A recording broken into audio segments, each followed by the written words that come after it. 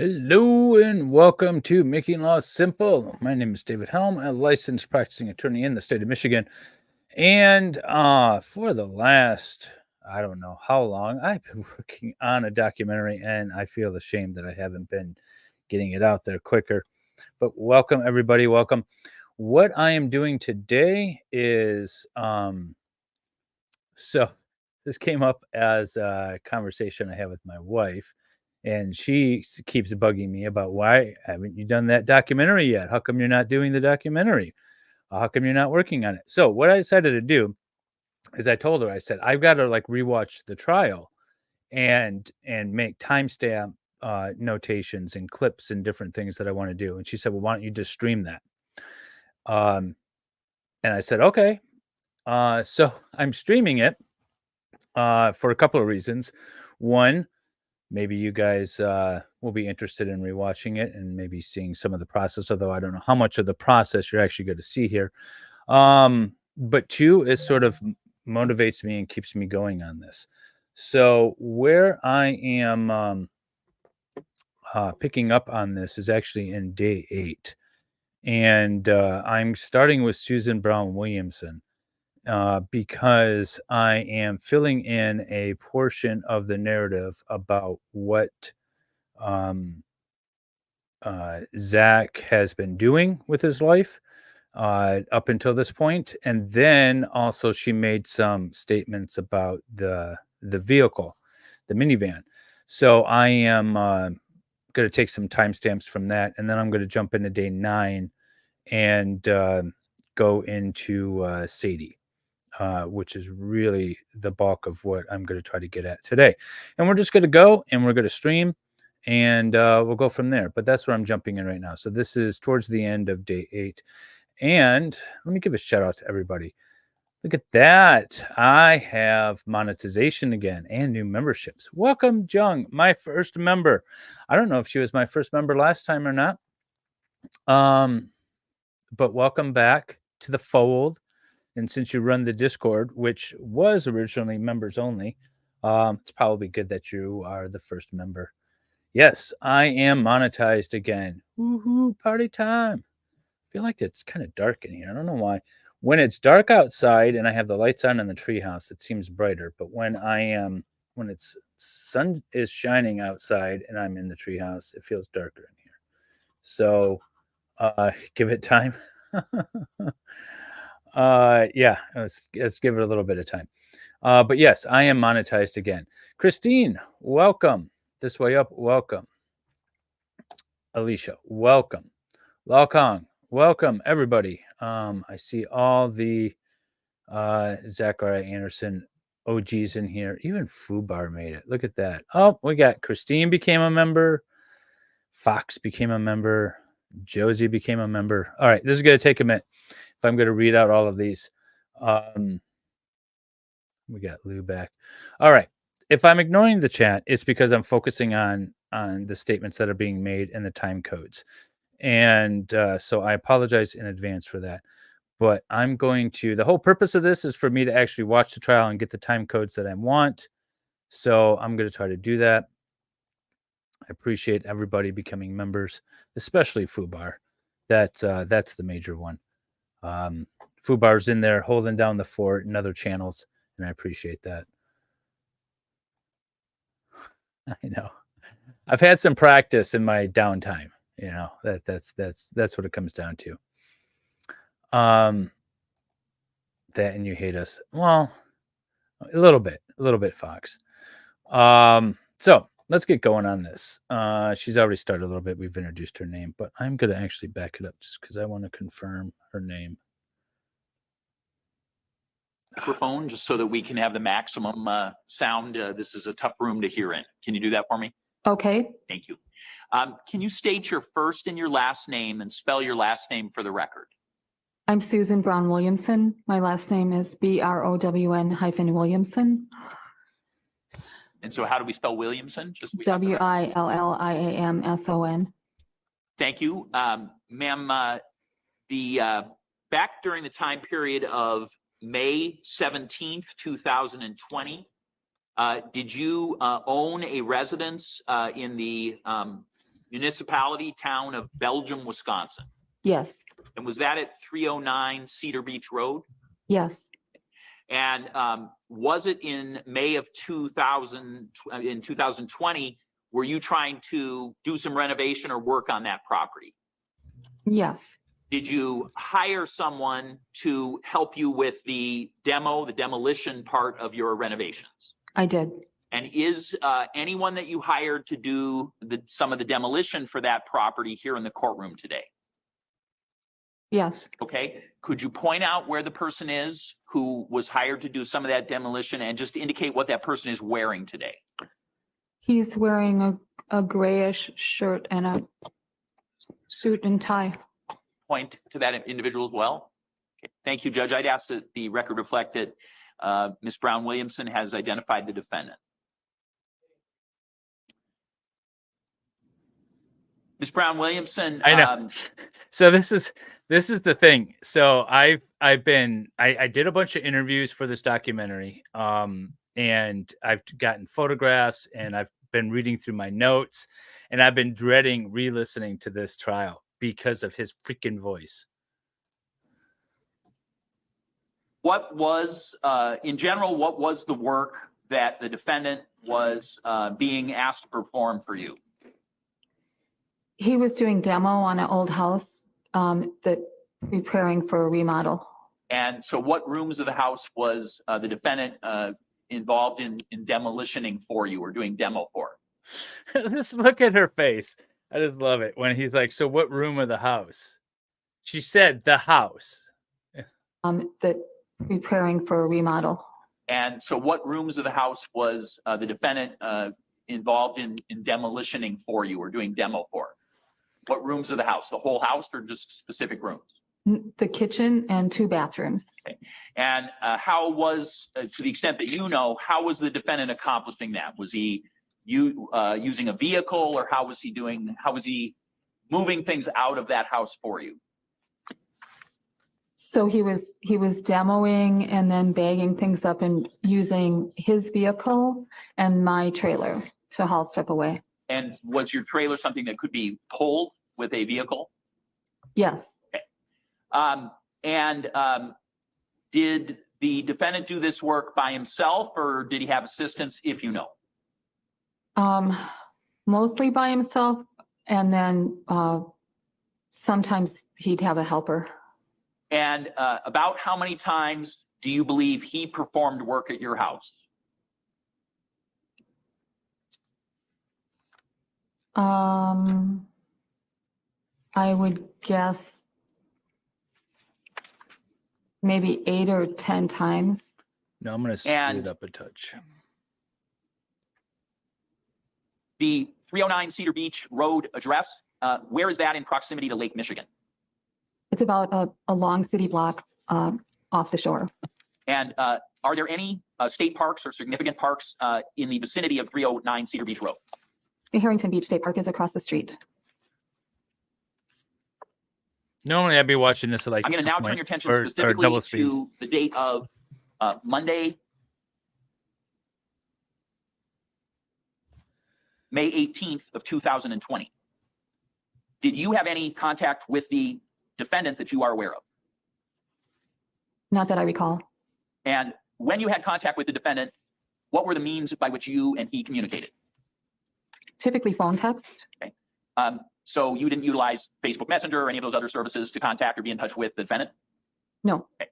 And is the defendant a person who in some way is connected to any of your children? There will be streams where I'm actually editing these clips, but right now I'm just going through and watching and taking timestamps so that I can grab them. But I will be doing it because every time I'm working on this, the idea is every time I'm working on this documentary, I'm streaming it. So that way it keeps me going. How we know Zach is we knew his brother before. So he's the brother of somebody who my son has known for a while. Okay. And during the renovation of 309 Cedar Beach Road, what was the standard procedure if the defendant was going to Well, here, let me pull it up, Josie. I'll show you guys. do work at that location in terms of any contact with you? we would often text. I might say I'm going to the house that day, or he might say he's going to the house that day. There wasn't a regular work schedule.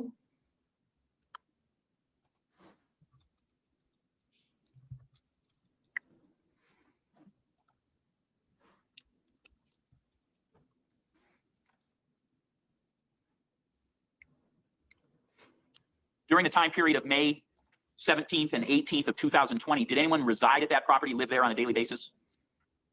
In 2020, no.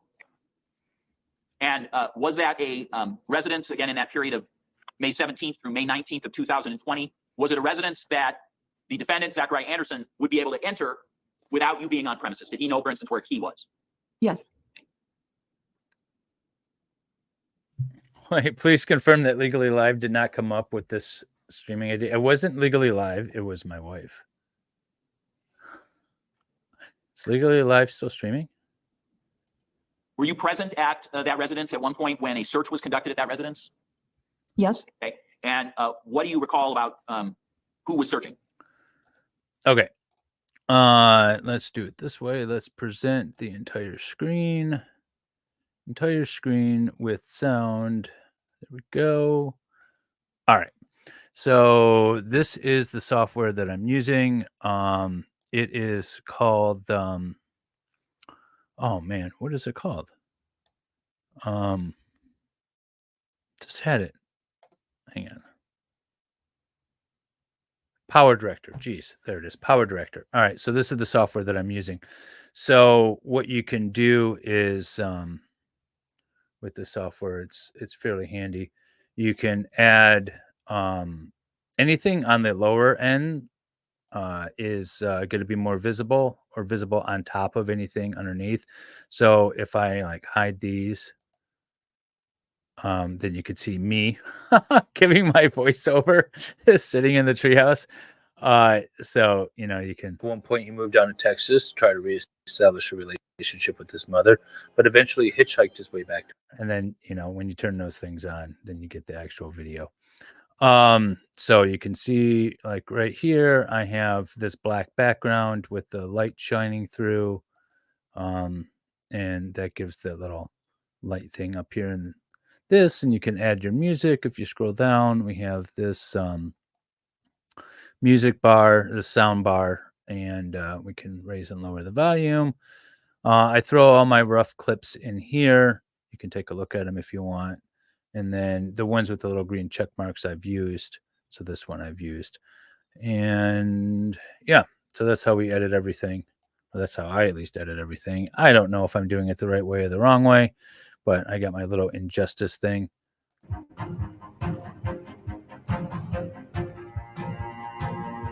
Yeah. So imagine this. You have an ex-girlfriend who you have 3 children with. You break up, you get back together, you break up, you get back together. But lately, you and your ex have been dating other people. Then one day, your ex's new boyfriend disappears.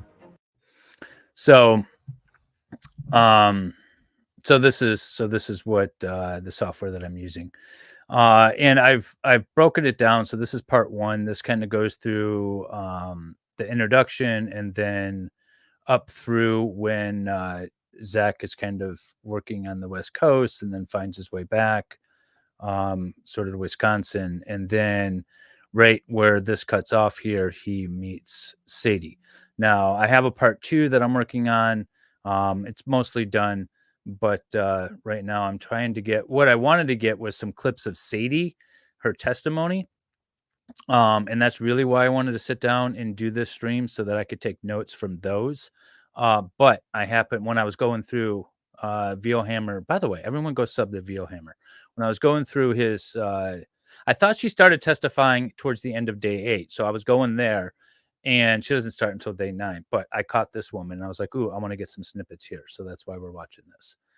And we have some new members. Dolly Talk is a new member. Welcome. Welcome. Aaron Olivia is a new member as well. And Lady Law Sandra, welcome back. Snivels is a new member. Yes, I know. Now, you will notice that I do have some emojis, custom emojis. We've got the 3-hole wonder. We've got a few other things. As more members grow, we can get some more emojis. So, but welcome and enjoy all those. All right. You want to be a member? Well, join, Lady Law. Join. I got a call that Kenosha police were going there, and could I come there? And they had been there once before. It was just 2 or 3 officers that first time. And then I did go up there. I was on my way to Green Bay because my mom was sick. And so I stopped there on the way. And there were a lot of cars and a lot of officers. And there was a cadaver dog. And so I had to stay in the front yard. One of the officers stood and talked with me in the front yard. I couldn't go in or be anywhere on the property. Basically, what I want from this woman is where she says that Zach took the back of the car seats out and they were already out. That's what I want. That's the part that I'm looking for. So I'm just going to keep this playing until I get. While they were there. And in general, without asking any more details, how long did it appear how long were you there at the property while somebody was looking around or searching? Were they still? Earlier, I think you went to the park. In your house, and you had mentioned something about him taking the debris back to his house. Yes. And do you know how he would do that? He would use my trailer, an aluminum utility trailer, and he would use an old minivan that he had. He took all the seats and carpet. Okay, so 253, 252, I'll say 252, 40. We'll start there, right? We could do 252, 40. And stuff out of it. Doing demo on your house, and you had mentioned something about him taking the debris back to his house. Yes. And do you know how he would do that? He would use my trailer, an aluminum utility trailer, and he would use an old minivan that he had. He took all the. Yeah. Okay. 252, 40. So that's where I'll start that clip for her. And now I gotta see. This is the worst part about it. All right. Thank you, Aaron, for gifting and all those wonderful memberships. And those went to Lady La Sandra was gifted a membership. Look, you didn't even need to do that. Wendy H, Mads, Nicole Maxwell, and Becca Lynn were all gifted memberships. Thank you very much for that wonderful gift of 5 memberships, Aaron. All right, so that's the clip that I wanted for that. That's the big one. I'm gonna highlight this in my notes because that's what I really wanted. Okay, now we're gonna go to day 9. All right, should be day 9 here. Yeah, okay. Let's go to the beginning of day 9. Heard the snow plow come by 4 times. And so I went to bed thinking we're going to have quite a white blanket. I'm definitely going to redirect over there. By the way, everyone, Excited Utterance and Dolly have been streaming Boone. Boone was a little kind of boring today, but there were some interesting parts that came out. They are streaming it at 6 p.m. Eastern, which is in about an hour and 45 minutes, which is probably when I'm going to be ending this. And then my plan is to redirect you guys over there. I've got to go make dinner for the kids, and then I will be joining them. So, but I never got out of bed on. Okay, we don't care, Judge. Let's get Sadie on the stand. And somebody by the name of Zach. All right, here we go. Could you please state your name for the record and spell it? Sadie Beecham, Sadiebeacham. And this is where you're currently employed? Yes. And how are you employed? I work for community care. And in general, what city do you currently live in? I live in Colgate.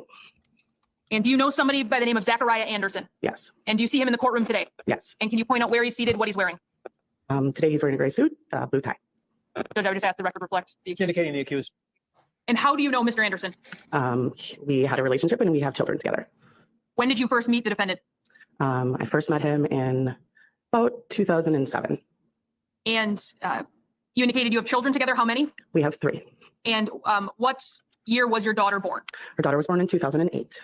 And back in 2008. Sorry. See, this is part of the tedious part. I need to know that timestamp. And how do you know Mr. Anderson? Courtroom today. Yes. And can you point out where he's seated, what he's wearing? Today he's wearing a gray suit, blue tie.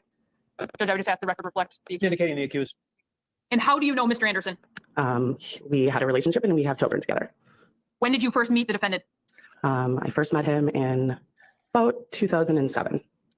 And you indicated you have children together. How many? We have 3. And what year was your daughter born? Her daughter was born in 2008.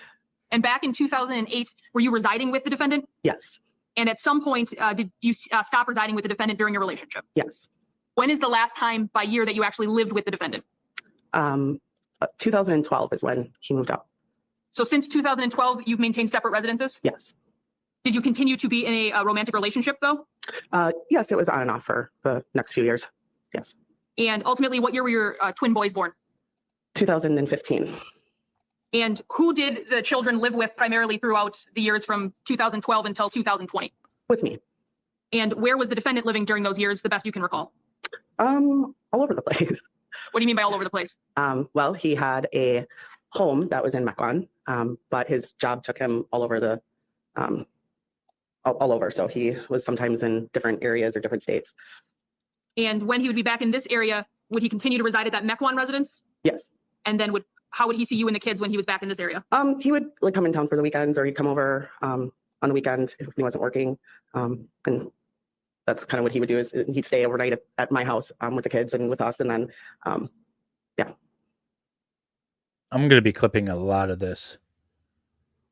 And up until 2020, did he really ever take the kids overnight away from your home? No, the kids mostly stayed overnight at my house. When he first moved into the house, there were a couple of times where we all stayed there together, but primarily the children were at my house. They had their rooms all set up at my house.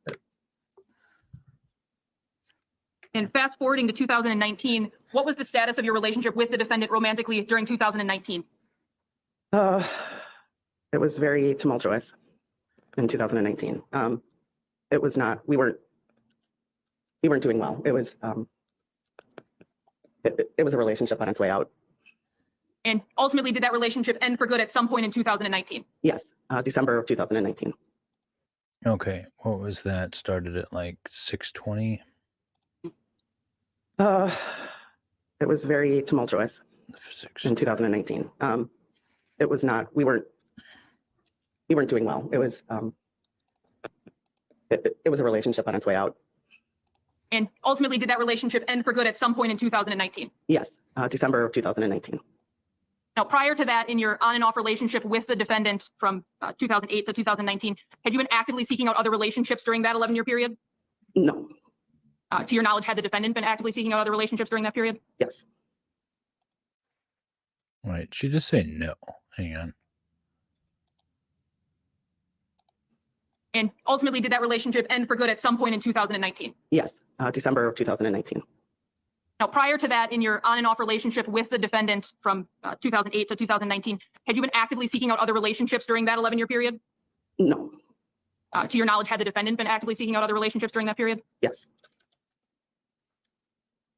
Now, what happened in Not seeking December of 2019 relation. that made this relationship end for good? I'm going to object that this question is calling for other acts evidence.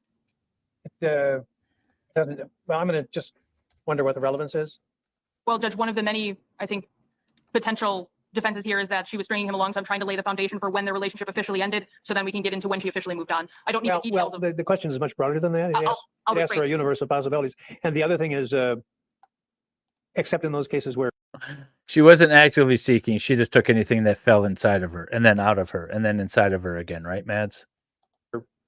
the one of the parties says to the other, get lost. I don't know when a relationship, quote, officially ends. Right, which she would explain for us. Yeah, but I will specify All right. better. All right. Ultimately, in December of 2019, was there an argument that ended the relationship in your mind? Yes. And then from December of 2019 through January of 2020, did you have really any contact with the defendant at all? No. And did that include Okay, wait a minute. What was that date again? I'm listening to this fast, so I keep having to back it up. argument that ended the relationship in your mind? Yes. And then from December of 2019 through January of 2020, did you have All right. December 2019 through, did you say January? That's not that long. Hang on. really any contact with the defendant at all? No. Was there an argument that ended the relationship in your mind? Yes. And then from December of 2019 through January of 2020, did you have really any contact with the defendant at all? No. Okay, so for 30 days, maybe 60 if you want to do like January or December 1st to January 31st. I don't know why I'm writing this down, but I kind of might want to use it. I don't know. And does that include him not seeing the kids? Correct. When was then the first time you recall having contact with the defendant after not speaking with him at all in January of 2020? Sometime in February of 2020.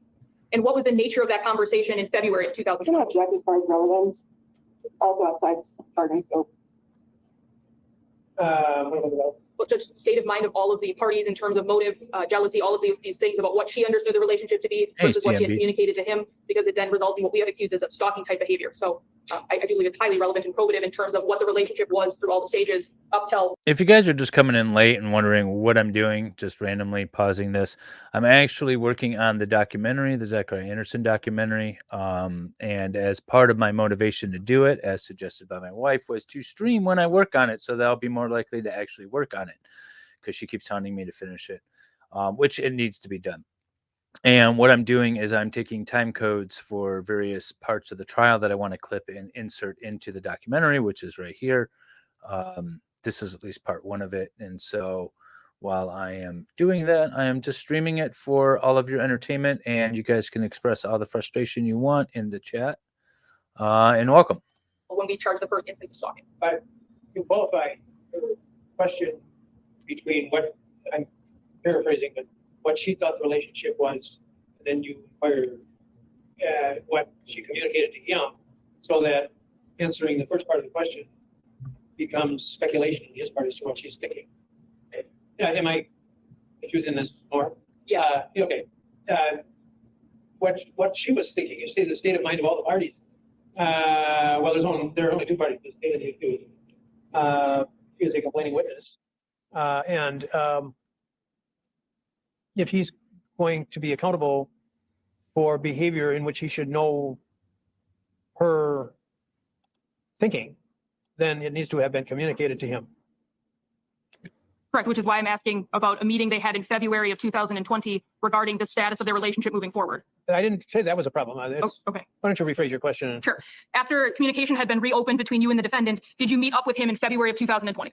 Yes, I did. And what was the nature of the discussion you had with him regarding how you were going to be moving forward together? So he reached out to me, and I agreed to have a conversation with him, but only outside in my driveway. And so we had a conversation, and in that conversation, I expressed to him that that I was done with the relationship, and that I did not see it being repairable at that point. Based. Okay, so at approximately 11 minutes, starts rambling about the relationship being done. Based off of what had happened. So I kind of made it clear, and wanted to kind of figure out, what an agreeable, something agreeable for the kids, like to see the kids, because that's ultimately what he wanted. So I would say 22.5%. 22.5% is what I've done. So my original thought was I was going to do it as in a series of videos, and then I decided I'm going to do essentially like a 48-minute long video. The reason why I kind of picked 48 is that would be typical of, say, like a network documentary. And so I kind of chunked out my my timeline, and so like the first quarter or the first third of that is really sort of background information, and then we get into the trial, and then the final part is sort of the what do you call it? Sort of the media coverage of the trial. So I've gotten all sort of the prior stuff done, and I'm up to essentially the trial, and that's why right now I'm doing the trial. But I don't have all of it done, so instead of saying 33%, I'm saying 22.5. was thinking that was fine to come up with something to do with the kids, but I was done with the relationship. So And did you take any affirmative steps to move on or potentially look for a new relationship moving forward? I did. I kind of just dabbled on Facebook dating. And did you meet someone named Rosalio Gutierrez Jr. on Facebook dating? I did. And approximately when in February of 2020 do you recall connecting with him over that app? February 13th. I use Power Director. This is Power Director, which I really like because it allows me to add like as many channels as I need. I can even add more than what's here. And it's really nice and functional for me. So if I zoom out, you can kind of see all the clips. This is just the first 5 minutes or so of the documentary, but you can see it's just really easy to work with and clip. So if I wanted to say, for example, clip this part here, well, it's giving me issues right now. So if I wanted to split this and then, you know, remove that, I don't know, just really easy to work with. So that's what I use. Oh, wait, I want to bring this back up. And did you then start exchanging messages with Mr. Gutierrez? Yes, we started chatting on Facebook, dating app for a little bit, and then we exchanged messengers and started to chat that way. Since your relationship with the defendant, since I think you said 2007, was this the first new relationship you had ever really attempted at that point? Yeah, yes. No, it's So when I set up the memberships, YouTube like recommends them, and I deleted a few layers. But if you guys are really for some reason committed to me, I gave you like the $50 option. But otherwise, you just go with the $2 one. at some point, did you and Mr. Gutierrez agree to meet up at his residence on February 29th? I don't object. There's been a long string of leading questions at this point. Well, it is, the form is leading, but it's, I don't think it reaches the level of suggestiveness as to be objectionable. So it's okay. Answer. That's fine. Can you repeat it again? Sure. Did you and Mr. Gutierrez arrange to meet up at his house for the first time on February 29th of 2004? Yes. So the question is, did the question on the table posed by Law Kong is did Sadie hook up with Rosalio before February? I don't know. I don't see, like, all signs point to no. And why would that? Why would we lie about that? I believe she fabricated a number of things, but that one, I don't think so.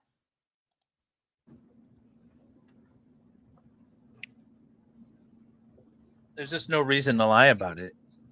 Like Mad says, it doesn't really matter. Showing states that 212.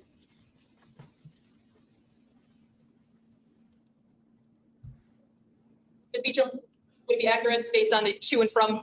You would be then in pink, and Mr. Gutierrez would be in this yellow?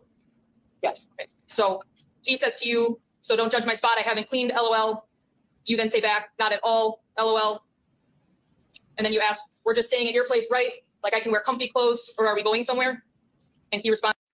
Okay. So since the prosecutor and the police won't turn over these text messages, I am going to have to, unfortunately, use this sort of clip of them. So I'm going to take a note of that. Be comfy, babe, maybe somewhere to eat, but just chill night. You then say, okay, sweet, I'm leaving soon. And he then texts you 3709 15th Street, apartment 1B in Kenosha. Yes. And then he asks you how far a drive is that for you? Is that accurate? Correct. Now, up until this point, had you been to his residence, best you can recall? No. So then you indicate, forgot my phone, leaving again, 50 minutes. And he says, LOL, okay. He asks you about a beverage preference. And then moving down here, he ultimately says to you on 229 at 6:26 p.m., shared my location because GPS doesn't always send to the right place. Do you recall that conversation? Yes. And when you met up with him on February 29th, do you recall having any problems getting to his residence? Yes. And what was that problem? Best you recall. I went to the wrong building. I went around the GPS took me around the side of the building. So then when I got there, I called him, and he said he directed me back around where I was supposed to be. Okay, so this is interesting. You guys want to see a little video? My wife and I went to Wisconsin in June, and we actually had the same issue. Let's see. I was pulling these up, first of all. Okay, hang on. I don't know if you guys have seen this. This is Solomon and I at the Mequon Police Department. I thought that was fun. But let me see if I can pull this up here real quick. Where is it? Oh, they're not labeled and they're giving me issues. They're not showing the thumbnails for some reason. Probably because they're not downloaded yet. I don't know what all these are. And we'll just keep playing this for now. Now, right around that same time frame, did you have some sort of vacation planned with friends? Yes. And where were you and your friends? I'm going to object to this line of questioning the trip that she's about to talk to. The states, this is all hearsay evidence that what's going to come out. She was in Mexico. She did not observe anything that was here, that was going on here. Sorry. Maybe I misunderstand.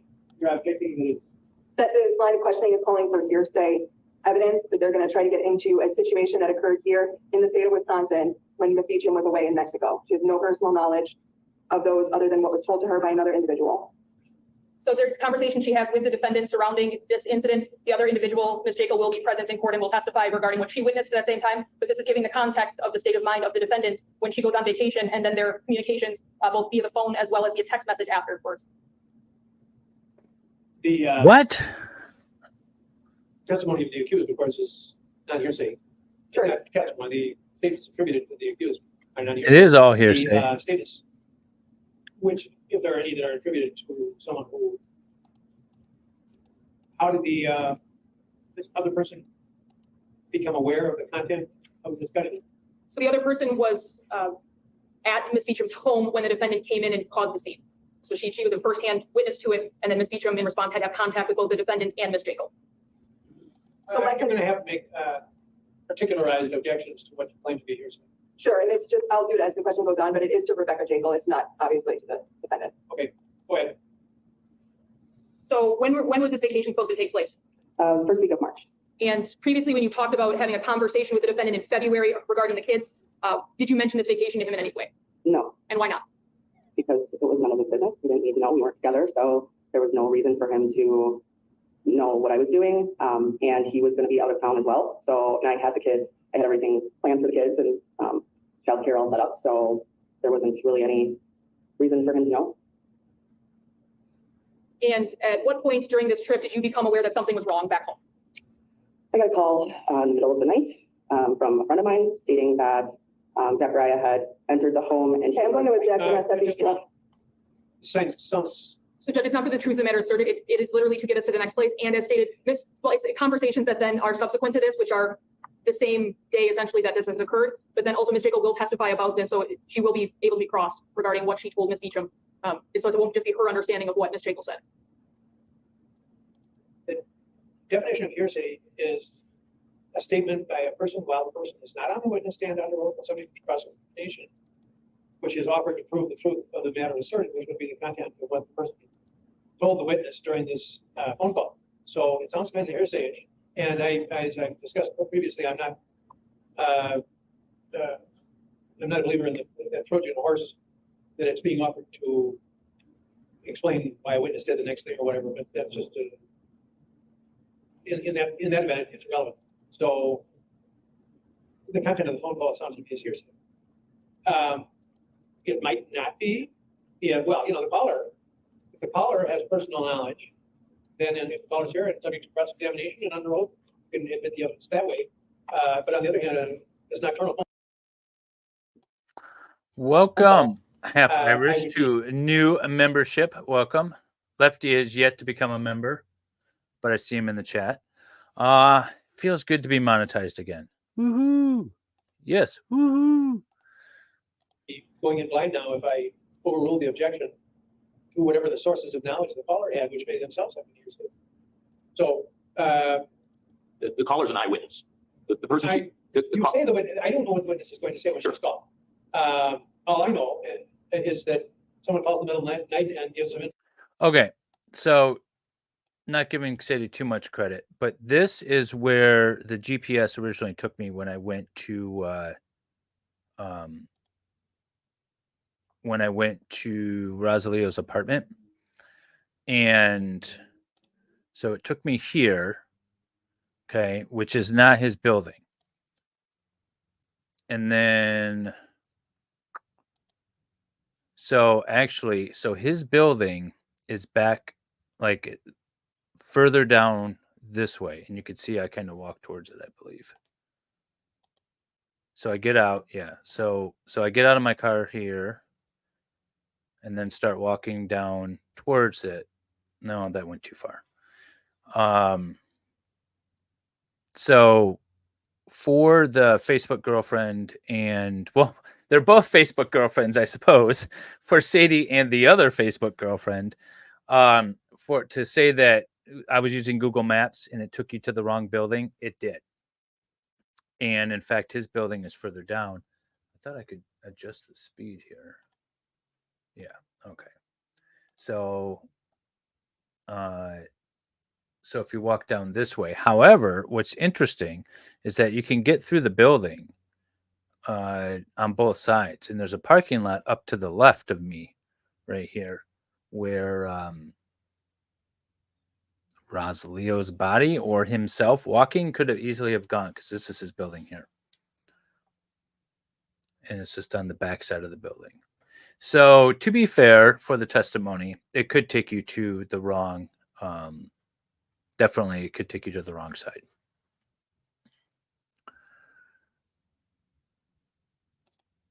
Look at that. Monetized again. Yes. Yes. Thank you for being here, everyone. And thank you very much for the $5 super chat. It's been a while since I've seen that. Anyway, so I just wanted to bring that up, that her testimony is credible with regard to that, at least you were in Mexico. based And on my ultimately, anecdotal experience. Did a situation arise at some point that caused concern where you were contacted about the defendant arriving at your residence? Yes, What time of day do you recall receiving that call without telling me what the call was about? about 3 a.m. Would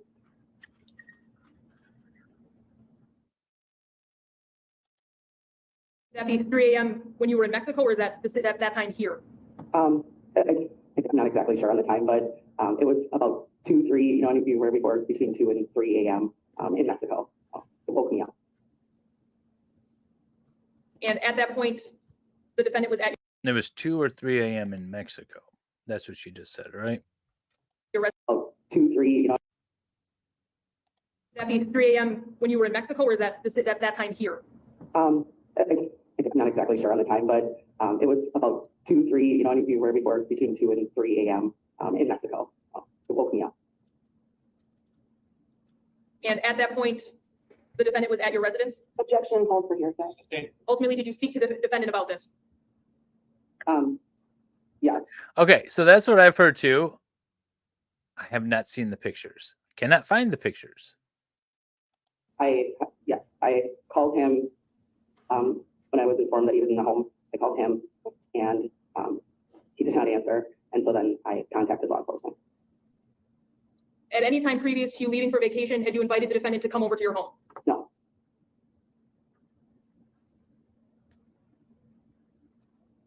And as best you can recall, what were the days of your trip to Mexico back in 2020? I believe it was like March 3rd through the 10th or something like that. Ultimately, were you able to get text communication through to the defendant on March 6th of 2020? Yes. I'm going to show you what's been marked as State's Exhibit 199. And ask if this is the phone number for the defendant that you recognize as being from Zachariah. Yeah. So looking at that first message, this at 5:36 p.m. on the 6th of March, he sent you a text that says, "Go do your vacation proper. It's Friday. Probably going to be almost as memorable as Saturday. Travel safe. No coronavirus or herpes if you can help it. Never know what kind of bug you might catch on vacation. Sometimes what happens in Vegas doesn't stay in Vegas. I don't want the kids to get pink eye, or is the coronavirus deadly?" Is that a text message he sent to you? Yes. Then moving down a little bit, you get a text from him that says, "Since your new somebody is looking to see you, soon as possible. What if I keep the kids Tuesday night as well? Don't want you to have to sneak anyone into the house after sending the kids to bed. Don't want the kids coming downstairs to pee and overhearing any sweet talking. Might mess with them, hearing you and the new boo calling each other babe and whatever. And then you respond to that with, honestly, babe, first I think it's fucked up that someone is keeping you updated as they somehow think if I were to start dating again, that it's a bad thing. Second, why do you care to continue getting updates from said informants? LOL. And third, I don't need your help to find happiness. You had your chance many, many, many, many. Was that your response to him? Yes. And then he responds, I just offered to watch the kids. Don't get mad because people want to give me reliable information when you don't. It just happens to be about the guy you dumped me for, I suppose. There's some curiosity for sure. And then his next message, talking about my last 3 years at AT&T was a downhill slide. I wish I would have made you and the kids come with. 2.5 years after that has been mostly sleep deprived, physical anguish, and crying all alone, dreaming of suicide. Not sure what popped in my back, but every day I can breathe again, and I want to rest. I want the rest of my days to have love and happiness. Is that accurate? Yes. Did you know him to have back pain at some point during your relationship? That's what I was looking for. Okay, so the back pain. 2720, I'll say. 2720. All right. Jim? Yes. And during this time frame, had that gotten better? Yes, he told me it did. We have another text from later on that same day. The boy said some guy came over to hang the TV. I asked Liv if it was Leo. She said she asked Becky, and Becky couldn't help smiling. I wish she paid as close attention. He responded with, the boys were all over Tony when he was hanging the TV, and you should probably stop probing our 11-year-old for information. He's cut it out. I'll fucking tell you if I'm into someone, good God. And, oh, you were expecting indiscretion around my babies, our more than impressionable daughter. Fuck no, I want her to know how a man is supposed to treat her, not control her and make her fear him. Is that accurate? Yes. And then he responds back later on that evening, I won't stalk you. You have told me more than you needed, just putting some thoughts and feelings down. Your goodbye was very abrupt, still sorting myself out. Figured you could just ignore it or laugh at me. Is that accurate? Yes. Up until that point, had you told the defendant anything about your new Facebook dating relationship with Mr. Gutierrez? No. So you never told him anything about calling Mr. Gutierrez Leo? No. And just to be clear, Mr. Gutierrez was not on this Mexican vacation with you? No.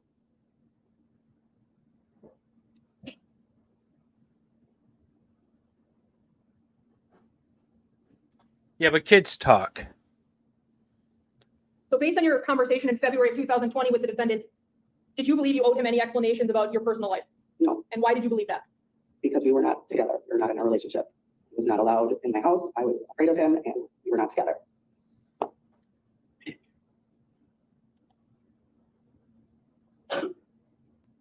But he does laundry Now, there, ultimately, right? when you get back from vacation in Mexico, do you continue seeing Mr. Gutierrez Jr.? Yes. And would you describe your relationship as progressing towards something? Yes. I'm going to show you what's been marked as State's Exhibit 213.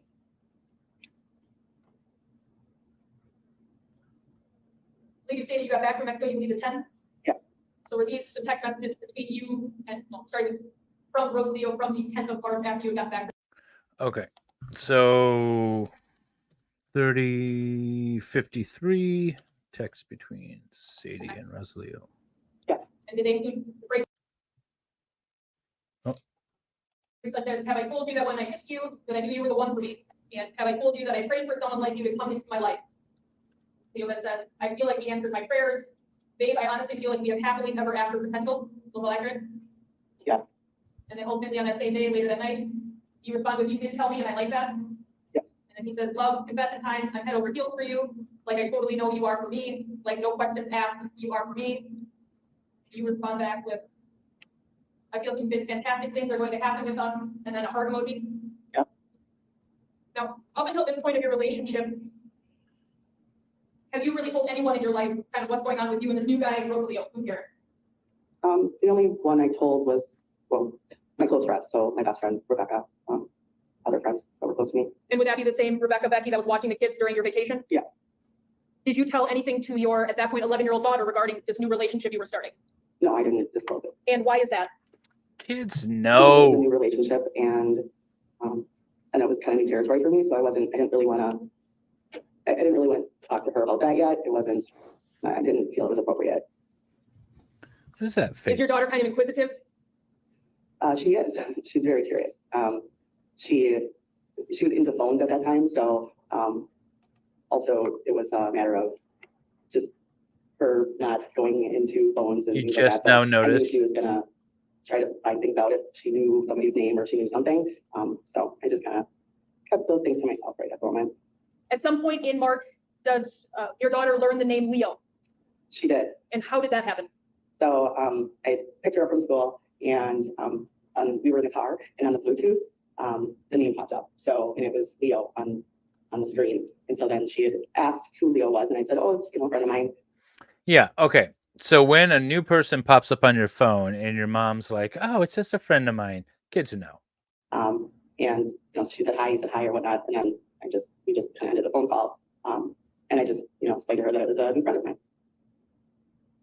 Now, obviously, there was an incident that happened with the defendant being at your house while you were in Mexico. When you got back from I Mexico, don't object. That question is argumentative. Yes, it is. The formation of the question, I can rephrase it. Yeah. After you found out the defendant had been at your home in the early morning hours while you were in Mexico, after you returned, did you set up another meeting with him? Judge, same objection. the problem is the formation of the question imports, I'll rephrase again. thank you. After getting back from Mexico, did you set up another meeting with the defendant at the chocolate There factory? you go. Yeah, And what is the chocolate factory for those of us that aren't from your area? it's just a sub shop, like a sub sandwich shop. And what was the purpose of this meeting at the chocolate factory with the defendant? At this time, I had papers for working out a schedule for the kids. Okay, so she doesn't want to say she's going through a divorce, or not a divorce, a custody dispute, but I'm still going to make the inference because I think it's appropriate. Let's see. We're trying to work out custody.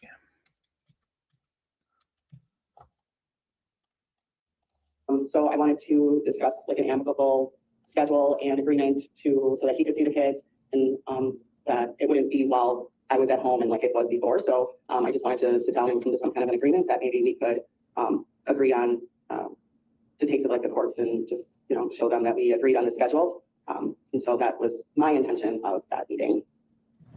And you indicated that was your intention. What do you mean by that? My intention was to meet to discuss the children's schedule for the kids and something that we could agree on. And did the defendant have that same goal in mind, or was he also trying to do other things I during that don't meeting? object as far as speculation. Well, based on his answers and responses, I think. For starters, this is a leading question. What did the defendant say during this meeting that was perhaps different than what your intention was in having the meeting? He wanted to talk about how he wanted to get back together. So it was, he didn't want to discuss that. He wanted to talk about why we weren't going to get back together, why I couldn't, he just tried to get back together with me. It was more about that. And what was your answer to him about wanting to get back together? I again just kind of iterated that the relationship was over and that it just was past its point. So it was more about the kids at this point. I just wanted to come up with something agreeable for the kids. And after this meeting, did the defendant finally give up trying to get back together with you? I don't object to speculation. Sustained. What, if anything, did the defendant do after this meeting towards you that made you believe potentially he wasn't ready to give up on the relationship yet? Objection leading. He text me, call me, send me, emails, these kind of woe is me emails, and just try in every direction to try to get back with me, or just try to like almost in a harassing way, like just constantly emailing me all hours of the night, texting all hours, bringing me flowers, just. And during this time frame, roughly March 16th of 2020, do you recall finding out that your daughter had gone through your phone? Yes.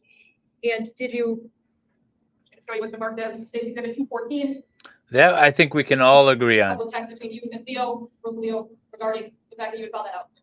3:16 at 4:27 p.m. Liv got in my phone, LOL, and then he reacted with the laughed at and this on his text. What did he say? Is that accurate? Yes. And how did you know that your daughter got in your cell phone? Because she confronted me about it.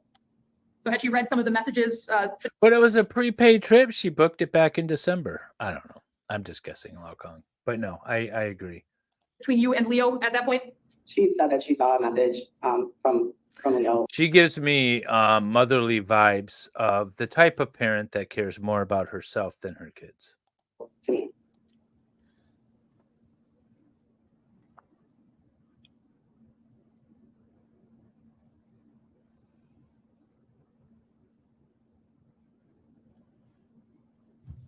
At first, I thought So as when I March was progressed, when I was first watching this trial, I saw Sadie in the background, and I always thought that she was like a family member of Rosalio. I didn't realize that she was, in fact, Sadie until she was called to the stand. And I think somebody in my chat said, no, that's the girlfriend or whatever, the mother of the kids.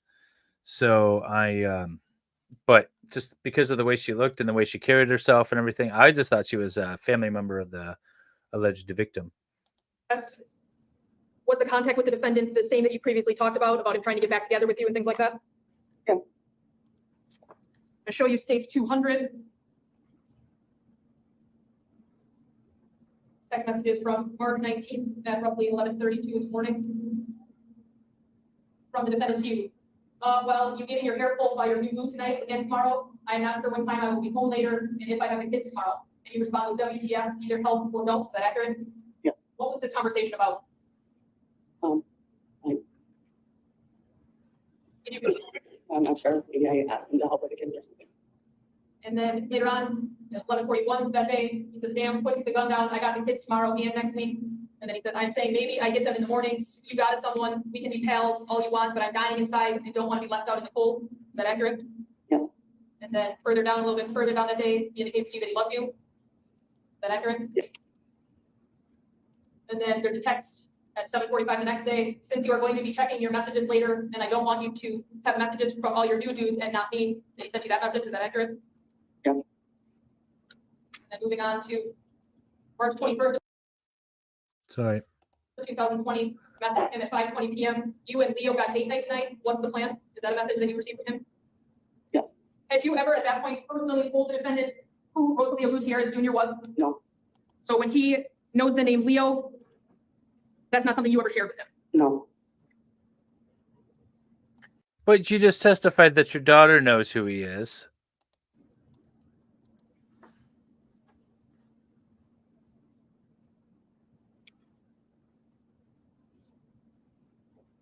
And you know oh my God, you know your daughter's personality. You know that she plays you two off of each other. You know that she's talking to her dad. Just all the information that I know now watching this again makes this so much worse. Now, subsequent to some of those text And messages, you just even on the state, because the state knows how those police interrogations went. I don't know if they're still on my channel. They should still be on my channel, but we've watched them. I'll post them again. We know how those police interrogations of Sadie and the child went. So all of this is disingenuous. saw from the defendant, does he continue to do things to try to get back together with you after that? What object as far as speculation?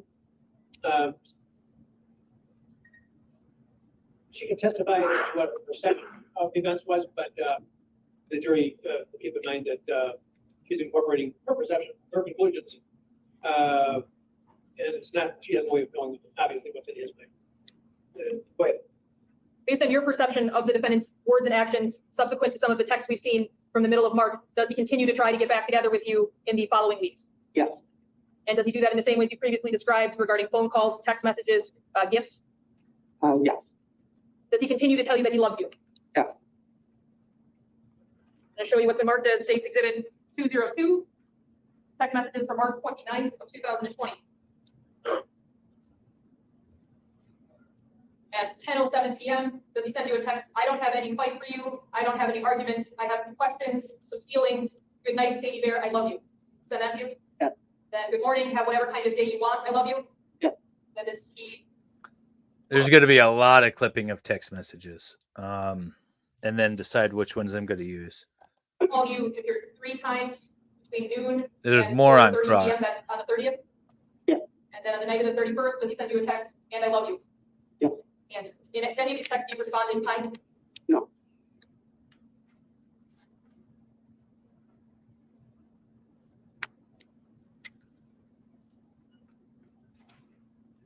moving into April of 2020, have you still, I'm sorry, strike that. Moving into April of 2020, have you chosen to share any information about your new relationship with the defendant? No. In conversations with you, does he have information about Mr. Gutierrez that you did not share with him? Yes. And what kind of information does he share with you in the early parts of April of 2020 that you did not share with him that he somehow knows about Mr. Gutierrez? His name. And also he mentioned where he lived. And during the early parts of April of 2020, based on efforts and deeds by the defendant, is it your perception that he's still trying to get back Stop together with you? bleeding. Yes. It's so frustrating. And would it be in this all the same way that you previously testified, gifts, phone calls, text messages? Yes, he would use, in sometimes he'd use two different phones to text me on, so it would get kind of confusing. So it would either be like texts, emails, texts on two different phones, just a lot of harassing, trying to get back together. Why can't we? Just not letting it go. And were you aware that during some of these phone calls between you and him that he was recording you? No, I did not know at that time. I'm going to play for you a video recording regarding a telephone call from April 8th of 2020. I believe we have a lot more video recordings.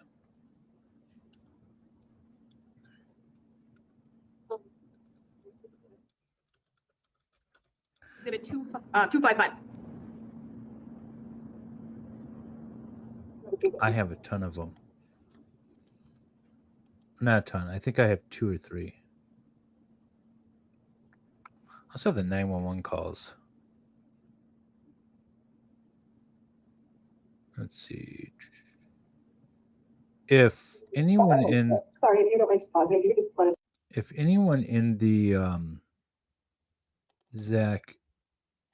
Zach's family is still watching, I know I had some phone calls. I don't know where they are exactly. I might have moved them around a bit, and I might not have them anymore.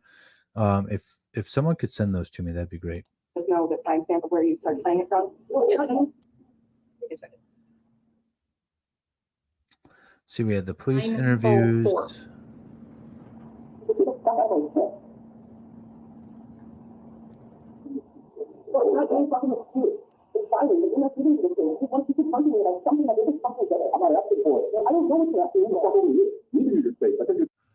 Okay, I can't understand what's going on.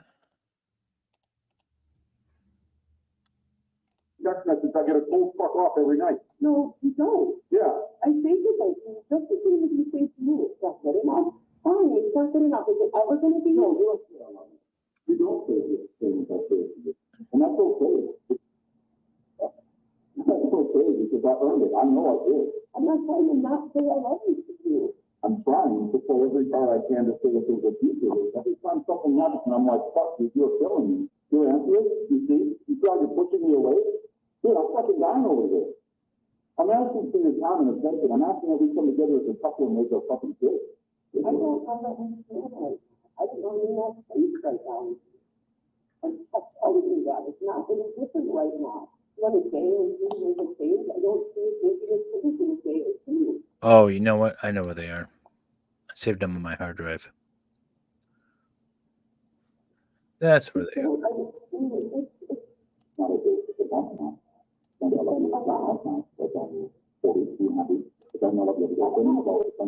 understand.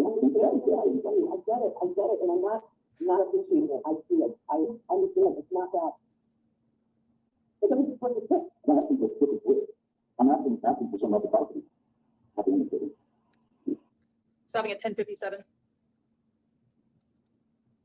So in that conversation,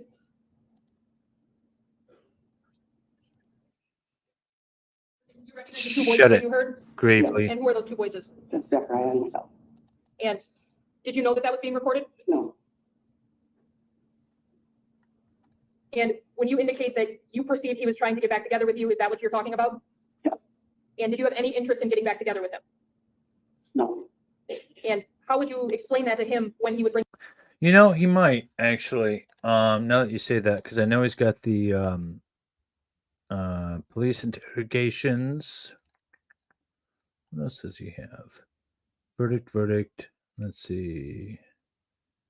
Day 14, day 1. He's got the interrogations. I don't think he has the phone calls. Bring this up time and time again. I would just try to explain to him that, that I still, cared about him, as a father of my kids, and that I wanted things to be, as civil and amicable as possible. But that we just couldn't be in a relationship. It was just too toxic. It was too, I just kept reiterating that to him that, I didn't want it to be ugly. I just wanted it to be. Yeah, I know. It doesn't make any sense, Law Kong, at all. That timeline that the state put together. Done. Now, in this time frame, are you still seeing, this would have been April 8th of 2020, are you still seeing Mr. Gutierrez? Yes. And is that relationship progressing towards something in your opinion? Yes.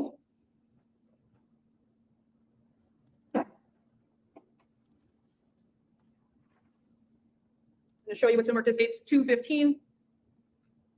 Text messages from April 17th of 2020 between you and Mr. Gutierrez. Sorry, counsel, the date was? April 17th of 2020. This text read from, he's now on your phone as Junior, is that accurate? Yes. And why is he now on your phone as Junior when before it was Leo? Because he started harassing me about Leo, and my daughter knew that. So, sorry, when you say he started harassing you, who do you mean? Zach started harassing me using Leo. And I kind of started having a feeling that my daughter was. So, reading between the lines, she said, I'm not dating this guy, and then changed the name in the phone. So if it ever popped up, she could hide the fact that she was dating this guy. Giving him information from my phone. And she knew that his name was in my phone as Leo. So I changed it so that she wouldn't be able to find it as easy and report back. So April 17th, he says, babe, I miss you. And you respond back, I miss you too. I think I'm kind of falling for you, Rosalio. And then he loves that message. Is that all accurate? Yes. And at this point of April of 2020, how often are you able to go see Mr. Gutierrez? We tried to see each other like every other weekend or a couple times a week. And have you involved your kids in any of those meetings in any way? No. So when you go see Mr. Gutierrez, who would potentially be watching your children? So at this point, we had Zach was. I'll message Solomon and see. I feel like in the Discord we have a group chat, and where Hammer might have gotten his hands on those recordings to fix them up. I think they exist out there. Very adamant about seeing the kids and having them stay at his house now. So I allowed kind of to let him do that, and we didn't have a schedule, so it was too hard to kind of nail him down with a schedule because he would just want them whenever. So I kind of worked with that. So it was whenever he wanted the kids for a couple of days, and then he would usually have them, and then I would go and hang out with Rosalio. During April of 2020, would the defendant make comments to you about you not being home at night? So there were a few times where I would stay over at Rosalio's, and then I would get like text messages from Zach saying, oh, I see your car's in the driveway, or you didn't come home last night, or things like that. Approaching with what's been marked as States Exhibit 203, text messages between you and the defendant from April 21st. I see the first one we're talking. Right. 55:24. So what I'm going to do is later, I don't know. I mean, I'll do it on a stream, but I don't know if it's going to be this one. I'll put this entire video into the video editing thing, and then I'll hit all those timestamps and grab all the parts that I want, and then delete the rest and go. Talking about April 21st at 9:58 p.m. Appears to be a series of dots from the defendant. Is that accurate? Yes. And then you respond back 1 hour and 15 minutes later with a series of dots? Yes. Is there a reason? Is there some meaning to the dots, or is that just how he texted you that day? I just responded to what he texted. Now, looking down, now we're a couple of.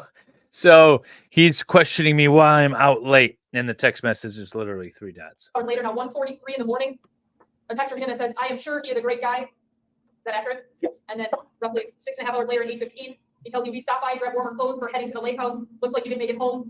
again. And you responded back, I'm about to be in a conference call in a minute. In short, I'm tired of all your accusations about where I am. You're really overly paranoid. And then you tell him, I'm just at Becky's, you fool, enough. And then he says, it wasn't an accusation, it was an observation. Is that accurate? Yes. No. In terms of that day, did you talk to the defendant about what your plans were after you dropped the kids off? Did you give him a play-by-play of what you'd be doing that night? No. And why not? That wasn't any of his business. I wasn't in a relationship with him, so he didn't need to know what I was doing and where I was coming and going.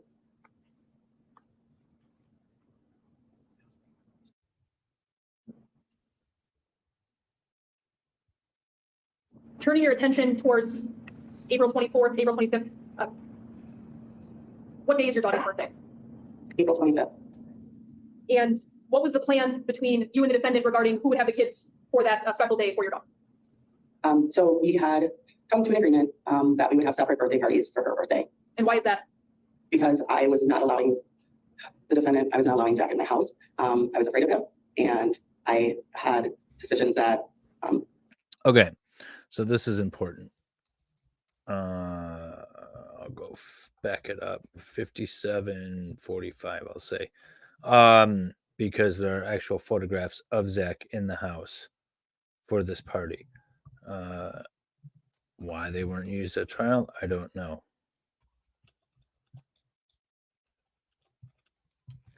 Sadie's house for party, but was there? He's keeping tabs on me, so I just wanted to keep him as far away from me in that situation. So we agreed to have birthday parties at his house, one at his house and one at mine. He bought our daughter a skateboard, and he wanted to present the skateboard to our daughter as a family. And so I agreed. I do. But instead of like going back and forth between the timestamps, I wanted to listen to it again, so I'm doing it this way. To meet them at his house to do that. And so the plan was that my daughter and the kids would stay at his house the night before her birthday. So then I could decorate the house and get everything else set up for her birthday party after his house. So the plan was then the next morning I would go to his house, meet the kids there, present the birthday present to Olivia, to our daughter, and then take the kids back home with me, and then we would have our birthday party there without him. And on the night of the 24th, did the defendant take the kids to his house as planned? Yes, he did. And did you then have a company come to your house that night? Yes, I invited Olivia to come over. And was he gonna help you decorate for the birthday party? Yes, we ate dinner and he helped me decorate. And did Mr. Gutierrez spend the night that night? Yes. And did something happen in the early morning hours that caused you concern in terms of hearing something? Yes. So we were getting ready to retire to go to bed. I don't know, it was like 2:30 in the morning. He just laid down, and then I heard the doorbell ring, and I was kind of like, "What's that?" And I got up, and we both got up and went to the door. I didn't see anything or anybody. So then I went to the window. I had like a bay window that was outside of my bedroom, and I kind of opened up the blinds and peeked out. And as I peeked out, I saw a black car going past the roadway in front of the house. And I just assumed, knowing that Zach had a black car, that could have possibly been him. So my thought was that, oh my goodness, he was here at the house and rang the doorbell or something.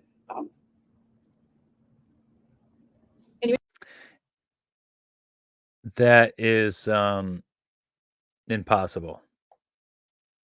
If she was just talking about the one, I got a whole video about this. Indicated obviously Mr. Gutierrez was there that night. Was the plan for him to be at the party the next day? No. Yeah, he was there that night. I kind of he was there. That my ex had been at a house.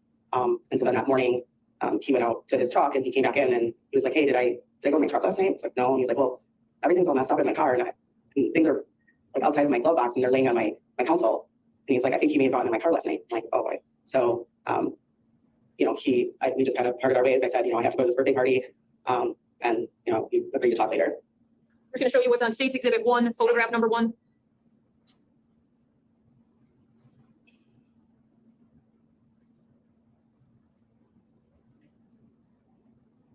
Oh, I lost my spot in my notes. Do you remember, is this the truck that Mr. Gutierrez was driving or driven to your house that night that was gone through his words? Yes. And was that with license plate? Looks like Colorado BAZT26. Yeah, Colorado plates. Hang on. He went out to his truck and he came back in and he was like, "Hey."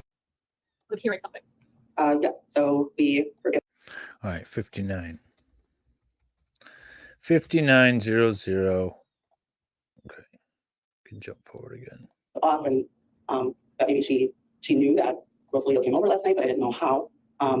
So it was kind of awkward. But then we were getting ready to leave, and our daughter asked if her aunt and everybody could come over to our house.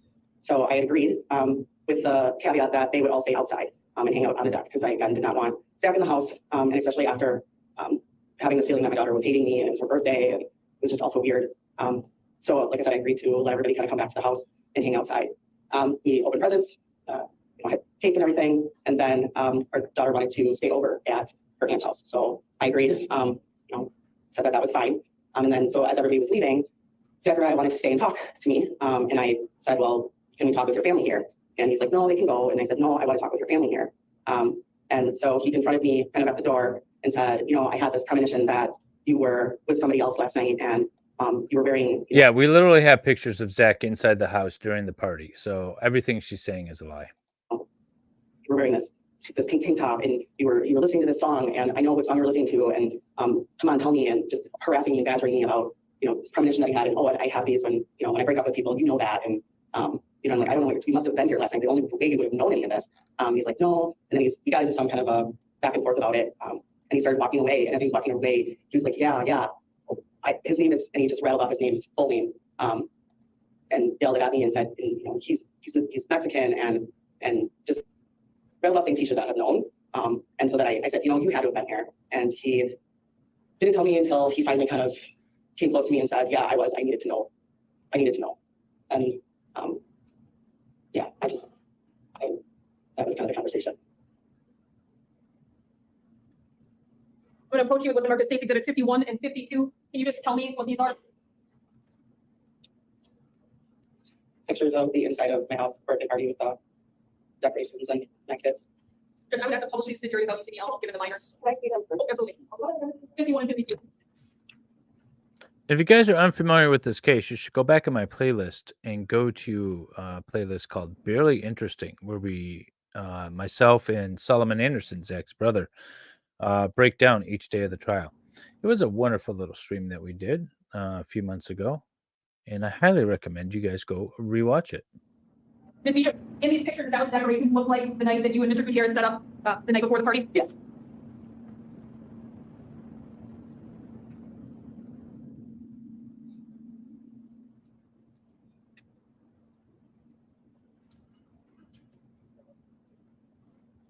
I forgot I did that closing argument video.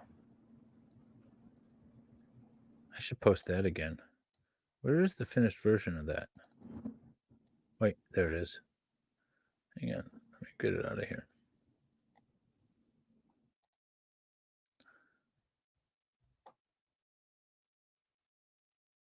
Where's our sound? Back, looking into the kitchen. Go back, Zach. So when you say that, That right there, that's the deck, and then there's a big, huge, sliding door that looks right into the kitchen, and then that goes, like if you look further, that looks even further into the living room. and were you able to identify the decorations that are currently strung there as the same ones that you and Mr. Gutierrez No have? objection, we didn't use. Did you recognize the decorations that are seen in the video? Yes, you can see the happy birthday string that's on the top there, that was in the picture, and some of the color at the top, so red, great picture. Then I'm going to show you from States Exhibit 1, Nonsense. I want to ensure that entire video, the video in its entirety, please. that 16-second clip of a video was played in its entirety. Now I'm going to show you from States Exhibit 1, item number 319.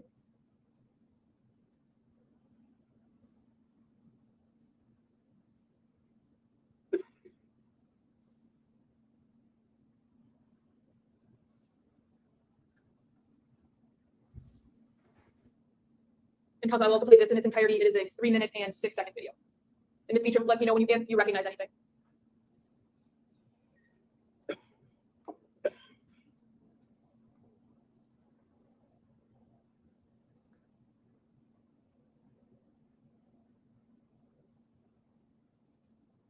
What are we watching?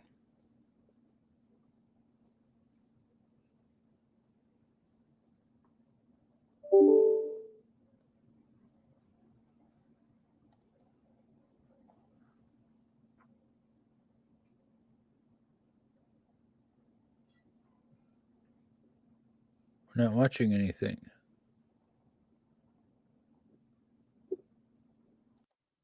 On the back of the house, so it would be looking on the back deck, which is kind of big, so the back side of the house, into the kitchen is where it looks directly into. And then you said the second video was looking into your living room? Correct, so then that would be the side of the house here, there's 2 windows, so that would have been one of those windows that you could see directly into the living room. Now, prior playing those videos, you indicated that while at your house, the defendant talked about a premonition regarding what you were wearing How did he describe what you were wearing that day to your best of your recollection? He described exactly what I was wearing, the exact color of my shirt, and exactly what I was wearing. Now, you can't see into the house from where she's describing. You actually have to walk around the property. And as far as her saying that she could see Zach from the bedroom window, that's impossible. And I'm going to show you guys why. You guys get a little sneak preview here. So, the daughter testified that Zach was up the second driveway, not the first. And so when I was out there, we took this little video. So this is Sadie's bedroom window, or what would have been Sadie's bedroom window. That's Sadie's bedroom window. So from the bedroom window, if you were to be on this far right side, That picture window next to the front door did not have clear sight into the living room. That's like a den. And then there's a wall with the door, and then there was the living room past back. so this is the second drive. You can't see it until you're out here. What guys? Oh, I'm sorry. We're The I'm doing neighbor a story neighbor on wants a- to know on a what's going on. crime That took Hey, place Nosy in Rosie. 2020, and a witness claims to have seen out this window. And I'm just showing that it's impossible. But hi.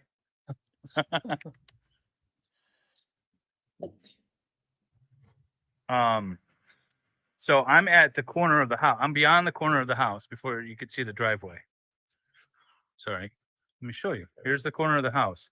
So in order to be able to see from the window, you'd have to move that big wall. That big part of the house, you'd have to be able to see. And it was clear from the daughter's testimony that it was not this driveway, but that driveway. Second driveway. And how is it identified as the second as opposed to this one? Testimony says that they pulled out of the bar parking lot, and then they pulled in the second driveway. And this is the first one, and that's the second one down there. Rosalio's truck would have been where that truck is in the driveway, Yeah. right over there. Sadie had pulled her car in the garage. And so there was a strange truck with Colorado plates in the driveway, and Zach looked up the license plate. So it was impossible for Sadie to have seen what she claims to have seen of Zach's truck from her bedroom window. And you talked about him referencing music or something to that effect. What was he saying about that caused you any concern, if anything? He named the song that we were listening to, and he asked if that was the song that we were listening to, and I told him initially I said no, and he said, oh yeah, well, let's see, let me in the house and I'll put it on, let's see what the last song you guys were listening to last night, and you can prove it to me that you weren't. And I was like, no, that's crazy. But he named the song that we were listening to, so I knew that he had to have been listening or heard it or somewhere in the vicinity. So it was a newer song. He wouldn't have known that was the song that I was listening to. And do you recall what that song was? Don't Touch My Truck.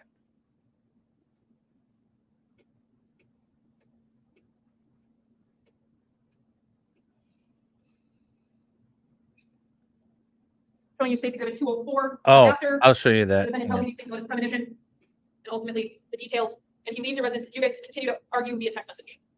Probably. Let me try to find it. So April 25th at 1:55 p.m. You tell him you're not a psychic. LOL, you're a stalker and not a good one. And he responds back with, I didn't say I was. These types of things come to me mostly with separations. Stalk you, I am not stalking you. Is that accurate? Yep. And then there's a hour and 45-minute phone call that occurs. Is that accurate? Yes. And what was being discussed during that phone call? I was telling him to leave me alone and to stop stalking me and having our daughter involved. And then subsequent to that phone call, was there another text exchange starting at about 6:03 p.m. You texting him, maybe you can plan more time stalking me and taking pictures of me in the privacy of my home. And he says, what the fuck are you talking about now? And you said your lack of boundaries and your harmful actions. Is that accurate? Yes. And then he tries to call you and you do not answer. Yes. Then you tell him illegally, and he says, illegal what? You said stalking and taking pictures of me, you said. And he says, what the hell are you talking about? You indicate, you said you got a picture. And he says, no, I said I only had the image in my mind. And that women who entertain grown men past bar time probably don't have or intend on platonic relations. And he said, no, you didn't, you're lying. And he said, well, I am paraphrasing, not lying. Is that accurate? All right. So that is, let's say 1:18 1 hour, 18 minutes. Text messages.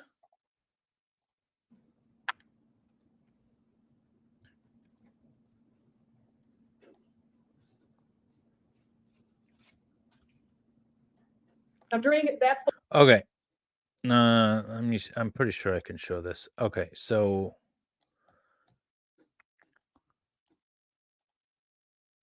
so this is the parking lot of the bar that we're standing in, and then that's Sadie's home. Okay, so this is Sadie's home. So if they parked here, Yeah, they would have to back in right in here somewhere. okay. And then Try not to show the child. parked up and put the phone in the AC unit. Now there's central air installed now, So this is but where the underneath AC that unit would have window, been. right there. Yep. So what they're talking about is right here. If you guys, maybe I can zoom in. Can I zoom in? Do I have a way of zoom in? Yeah, it's right over here. So you could see this little plywood. This is where the air conditioner was, right here. There was a wall hole, like a hole in the wall for an AC unit that would be put in that front bedroom. Okay. That's the only thing that makes sense. Okay. Now, I thought you were gonna say you got a date, and then I see with your parents. Ah, Jung, so disappointed. I hope everything's working out with the guy. He's no longer a new guy. He's just a guy. So he parked over here. That, according to the daughter. Yeah. And then put the camera there. so that's what she said. Where he said, Where's the living room window? on the opposite side of the house. So yeah, so the living room window, you can't see, like where they were hanging out is not. This air conditioner unit is in, this would have been Sadie's bedroom here, and then the window where I took the other video is around the corner. To the right there. Okay. So you got to walk around.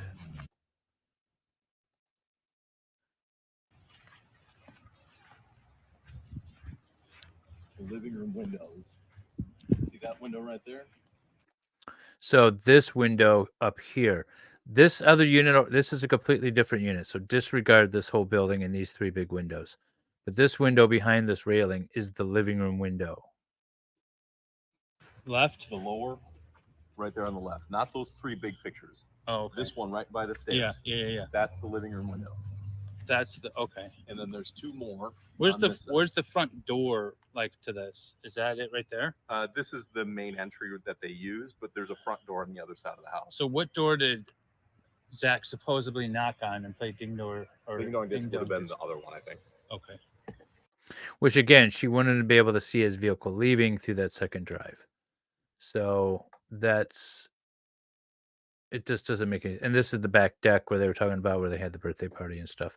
It just, her testimony doesn't make sense. phone call we discussed the hour and 45. I think. Unless your question, we. No, unfortunately, they're not. Let's take a break. Please don't talk about the case during the break. Try to keep it down to 10 minutes, but, if we don't, courtyard, we won't start with that. I have a mic here. She was on the stand for a while. Same exhibit 255. Where does cross start?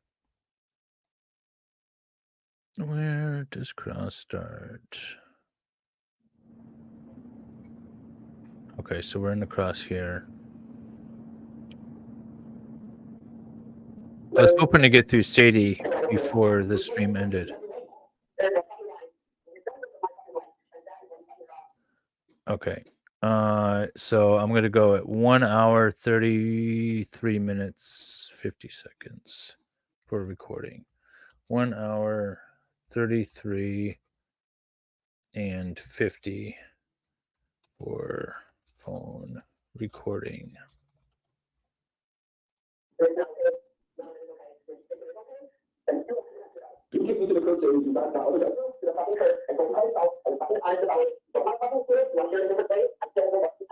So we were expecting to get a brief filed in September, but they put in a request for an extension. I don't know if it's been filed yet. I haven't heard that it has. I'm assuming when it gets filed, I will know. Just because things will light up and I'll get notifications from all sorts of things. So I don't think it's been filed yet.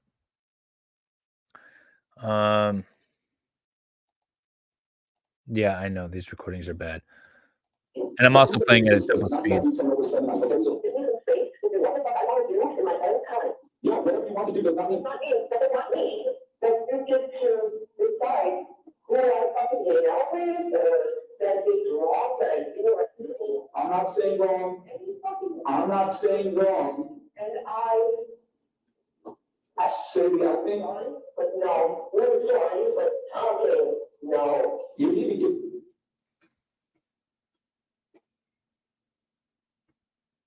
Ms. Beecham, you seem pretty fired up in that conversation. Would that be accurate? Yes. Sorry, just for record Yes. purposes, I have the timestamp of when that ended. Apologies, counsel, 3:38. And why were you that angry during that phone call?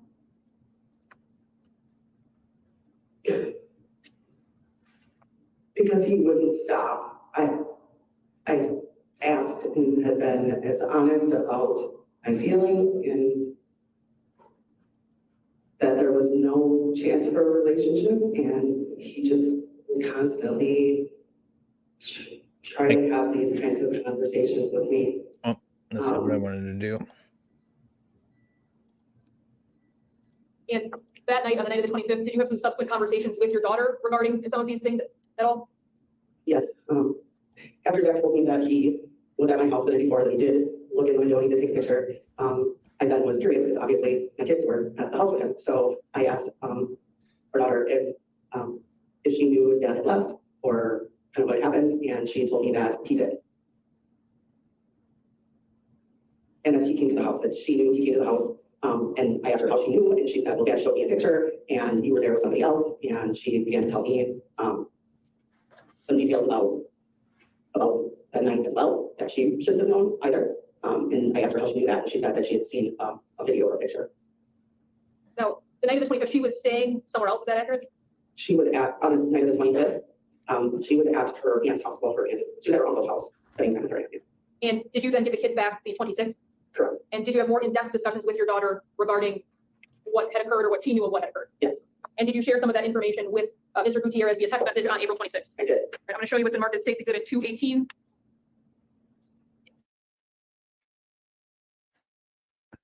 Oh, what is 218? Gutierrez, it's been a mess since he brought the kids home, and he responds with, really, that sucks. Are you and her okay? And you responded, we are now a bit, but more info. Is that all accurate? Yes. And then does Mr. Gutierrez ask, did he record more? And your answer is, he took your vehicle registration and note from a DJ. When he left today, he said, you know that fucker doesn't care about you. He really loves DJ. Then you say, I wasn't sure what he was saying and why, but then Liv just told me he took something from your car. Is that all accurate? Yes. And that whole part about DJ, what do you remember about a conversation with the defendant regarding mentioning his DJ? That is, all he said was that there was a note in Mr. Gutierrez's car that he assumed was from someone that Mr. Gutierrez may have been involved with, and that I don't know what the letter said, but he felt as though that this was some kind of a love letter or something.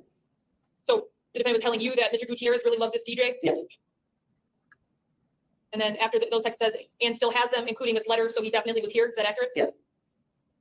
Did it freak you out at all, knowing that the defendant had been at your residence in the middle of the night? Absolutely, And why did that freak you out? because he was supposed to be with the children, and I was with the person that I was choosing to be with, so why would he need to be at my house?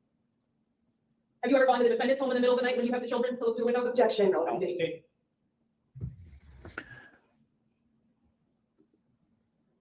Yeah, we know of at least 3, Sadie and the 2 Facebook dates, and there could have been a third or a fourth, I mean.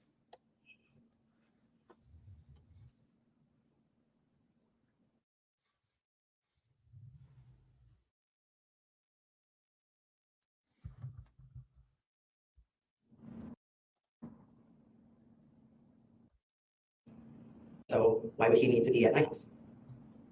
Have you ever gone to the defendant's home in the I went the wrong way. So he was definitely here. Does Mr. Gutierrez say, LOL, that's funny? So that note was in the passenger side back seat pocket. And then he has a letter from the last owner of the car. And you respond with, LOL, I have no clue and don't really care, LOL. And then he indicates that it was found the other day when she was riding in the back seat. And you say, really, I'm not worried or questioning. I'm fucking pissed you removed your personal information from your car. And then a minute later you say, Liv wants to meet your kids before you, LOL. Okay, so at 1 hour, let's see. So the phone call recording was 33 minutes in. So I'm going to say 1 hour and 35. I'm going to clip this whole thing and go through it a little bit slower regarding Zach going to Sadie's home and taking things from his car. What does that mean in terms of what you've now been talking to your daughter about, given what she's learned? So I had a discussion with Olivia, with my daughter, and she had divulged some of this information that I found out about her dad having his information.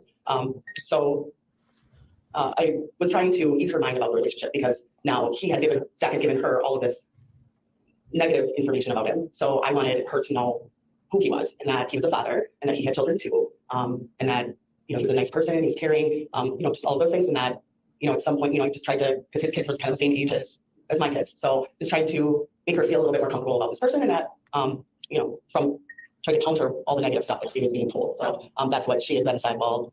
Thank you, Wendy, for the super chat. That's awesome. No need to do it though, but I appreciate it still, nonetheless. You already sent me a Lego set, so. But isn't it exciting that we can Cash App now, or not Cash App? We can super chat now again and become members, and all join as a family in Discord. So it was just I thought it was kind of cute, and so I just passed on that information. Now, at this point in your relationship with Mr. Gutierrez, did you see it progressing further than what it currently was? Yes, at this time we were seeing each other frequently and had conversations. So moving forward. Now, did Mr. Gutierrez ever tell you that he, after learning of his stuff being taken from his truck on 426, went over to the defendant's home? He did not.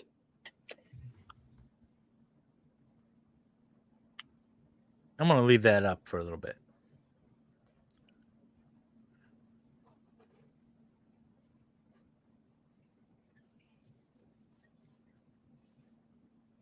Just for you, Wendy.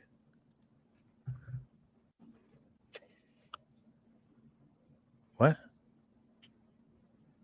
Like, hey, amicably, like, hey, I'm in a relationship with her. Like, what's the deal? We kind of talked about it, knowing that how I might feel about that. Your perception, give the message that you were. I would object that speculation.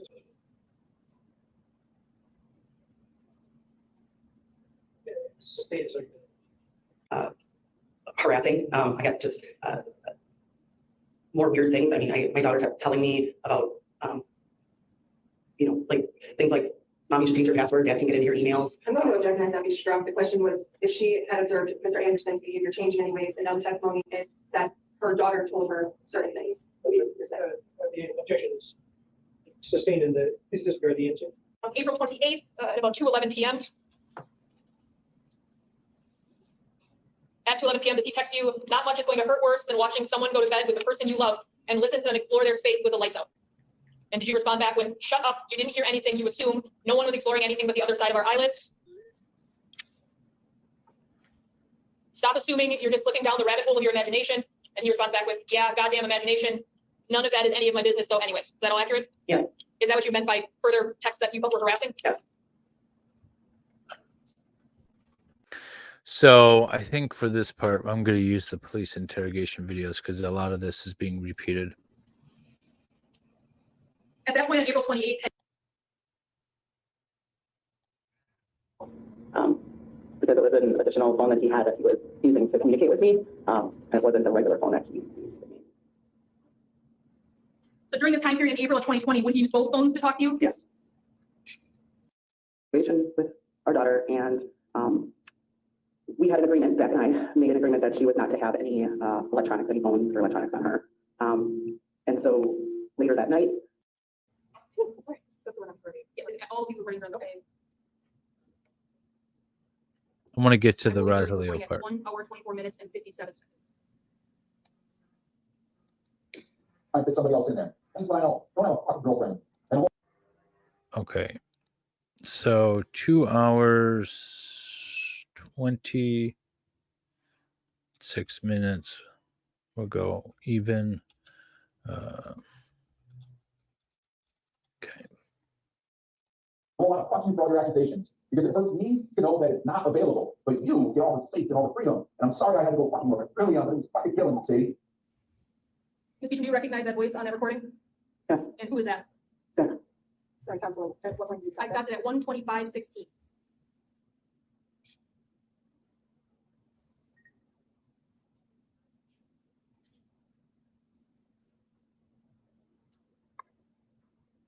I'll be restarting at 1:28:43.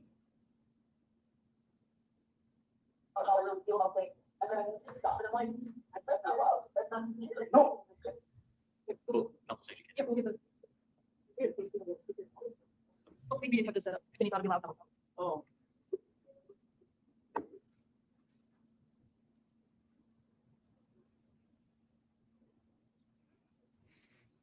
And then you do stop, and I'm like, that's not love. That's not caring. No, it's jealousy. It's the ugly version. It's like, holy shit. Why? Yeah, it's jealousy. It's the sickening feeling of that ugly fucking evil. And I'm sorry it fucking. And I'm feeling forever because it's Yeah. you or everything. You're always gonna be like that. You're always gonna have that. And then No. whether or not there would be something to it or not, or No. I don't. it's always came back to me. We're always Ending at 1:29:17. Take care, Olivia, or Aaron Olivia, rather. I'd ask, just for the rule of completeness, that continues. We're almost done here for the day. Seconds. I'm going to send you guys over to Excited Utterance, and then I'm going to go make dinner. I'm going to try to do this again tomorrow. I'll set up another stream. I don't. Or if I work on it later tonight, I'll do that. Go ahead then. Maybe I'll work on it Hold tonight. on. Let's flip it around. Can we wait? Wait.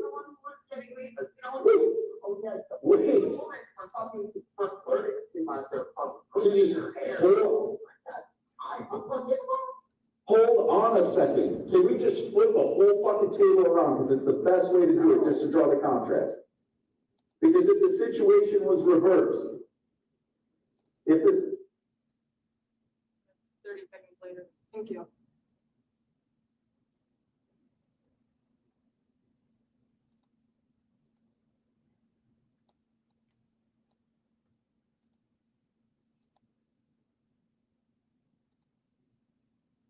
And I'll be restarting it at 1 hour, 33 minutes, 0 seconds.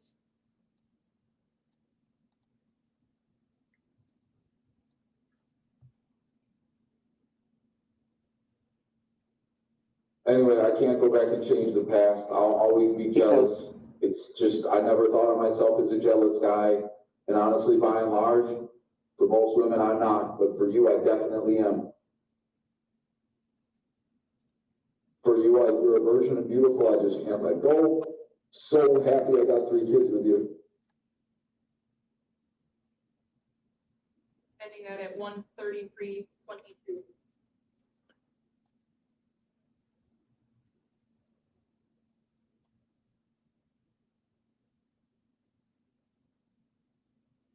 Now, Ms. Beecham, obviously you've heard those clips. Can you identify the female voice also on that recording? That's me. And during those conversations where there's some talk of his jealousy, are you giving him any hope that there's a future for you here? No, I'm just reiterating that there's just really no going back. And so on May 8th, best that you can remember, what was the plan regarding the kids being with the defendant for that night? I believe I was going to be dropping them off at his place, and then I had to I think I had to take something over by my brother's and stop at his house too, and then I was going by Rosalio's. And had you told the defendant the part of you going by Rosalio's that night? No, Approaching with what's been marked as State's Exhibit 207. Text messages between you and the defendant on. Oh, there's so many text messages.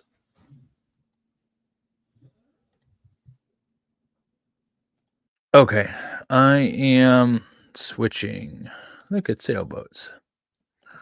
Okay, I'm gonna start editing a little bit of this. That'll keep me where I left off. All right, so I want to go Explain for us. 322. I'm gonna go right at the beginning, almost. Ooh, this is loud. Let's see. Okay. Hand, please. Do you solemnly swear? Oh, you know what? My timestamps are going to be off Hand, please. because of this intro that we did. Okay. So then let me. All right. There. Now it'll be better. Let me get rid of this. Delete and fill gap. All right. For those of you who are just joining us, I am working on the documentary, and now I am going to start clipping some things. All right. So now I got to go to 322. And you see it?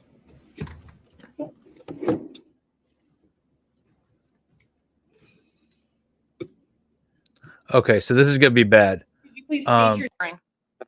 Oh, no. Today, I first met him in Okay. There we go. Defendant. I first met him in about 2007. Okay. Now I got to go And, to 4 minutes in. You indicated you have. When is the last time by year that you actually lived with the defendant?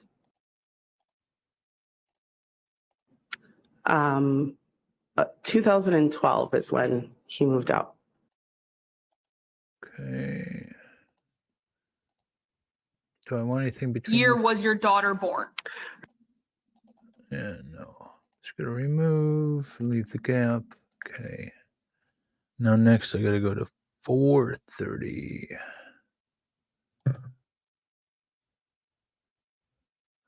State agrees with the resentencing hearing. What are you guys talking about? Are you talking about Mendez? Live with primarily throughout. No, what's the Mendez update? ME. What do we have with the Mendez brothers? Let's see here. Let's see. 1980 killers of their parents. No, I don't want to see. Prosecutors are recommending that they be resentenced and that parole be allowed. Interesting. That's that type of world we live in now. The years from 2012 until 2020. With me. And where was the defendant living during those years, the best you can recall? From 2012 until 2020. With me. And where was the defendant living during those years, the best you can recall? All over the place. All over the place. What do you mean by all over the place? Well, he had a home that was in Mequon, but his job took him all over the, all over. So he was sometimes in different areas or different states. And when he would be back in this area? Okay. What I'm trying to grab is just, oh, I didn't want to do that. What I'm trying to grab is just sound bites that I can use for the documentary. So I was just going through and clipping some stuff. Let's see, 610 is my next mark. Status of your relationship with the defendant romantically during 2019? It was very tumultuous in 2019. It was not, we weren't.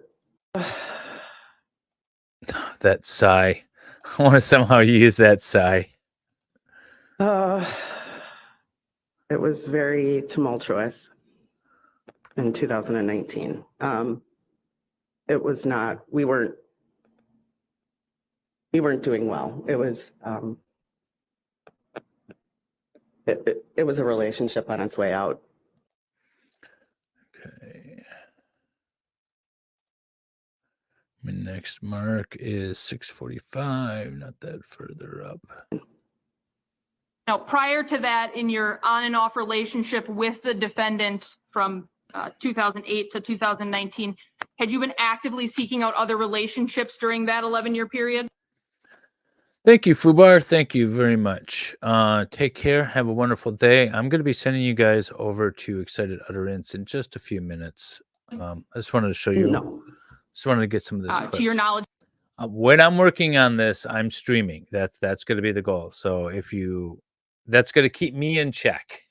Let's say that, right? So if you don't see me streaming, me editing this and working on this, then I'm not working on it and start hounding me like my wife does. had the defendant been actively seeking out other relationships during that from 2008 to 2019? Had you been prior to that in your on and off relationship with the defendant from 2008 to 2019? Had you been actively seeking out other relationships during that 11-year period? No. To your knowledge, had the defendant been actively seeking out other relationships during that period? Yes.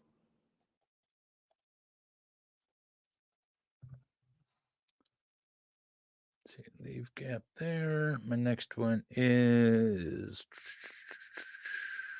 8:12.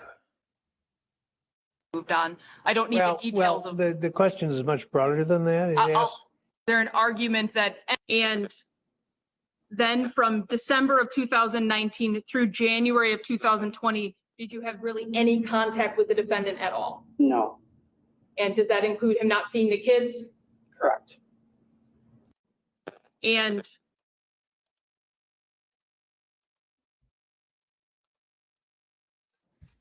then from December of 2019 through January of 2020. Thanks, did you have Nosy really Rosie. Any contact with the defendant at all? No. And does that include him not seeing the kids? Correct.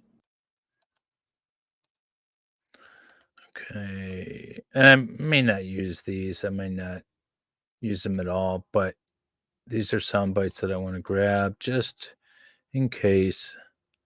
Let's see. 11. Start rambling on about relationship being done.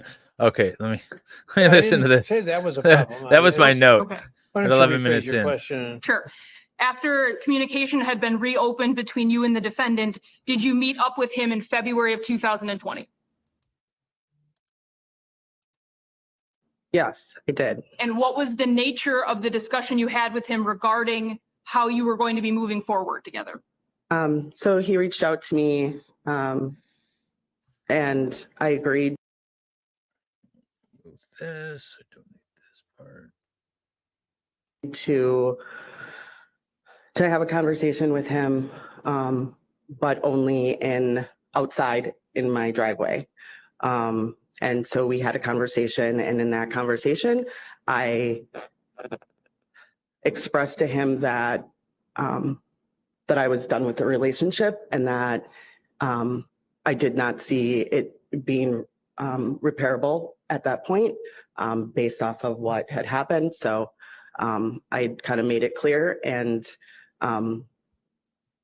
wanted to kind of figure out, what an agreeable, something agreeable for the kids, like to see the kids, because that's ultimately what he wanted. So I was thinking that was fine to come up with something to do with the kids, but I was done with the relationship. So. Okay, that was rambling, incoherent nonsense, but let's keep it because I think I'm going to be using that one. 1350.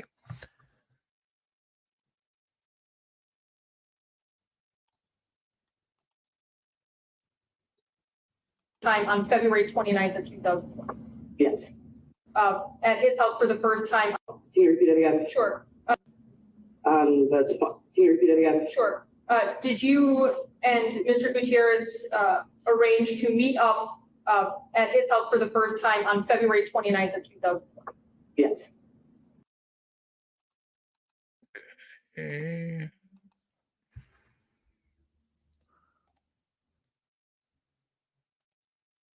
Of 2004. Yes. I don't know if I'm going to use that one. Let's see here. 1454. Done it to and from. 1454. Hey, babe. Somewhere. And he responds, speak late.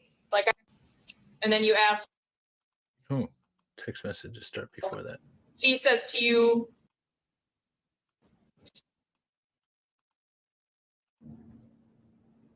Ms. Beecham, would it be accurate based on the to and from? You would be then in pink and Mr. Gutierrez would be in this yellow? Yes. Okay.